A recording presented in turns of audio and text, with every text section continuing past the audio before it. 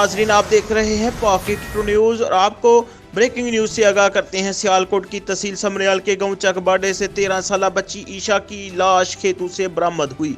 सियालकोट तफसीलात के मुताबिक सियालकोट की तहसील समरियाल के मौजूद चकबाडे से लापता होने वाली 13 साल ईशा की लाश खेतों से बरामद हो गई। पुलिस के मुताबिक बच्ची की गुमशुदा होने की इतला पर थाना बेगुवाला में नामालूम मुलजमान के खिलाफ FIR दर्ज की गई थी।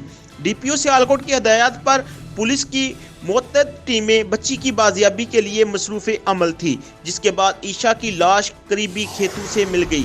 सियालकोट पुलिस की इन्वेस्टिगेशन, जियो फेंसिंग, फॉरेंसिक और दीगर टीमों ने मौका पर पहुंचकर कानूनी कार्रवाई का आगाज कर दिया।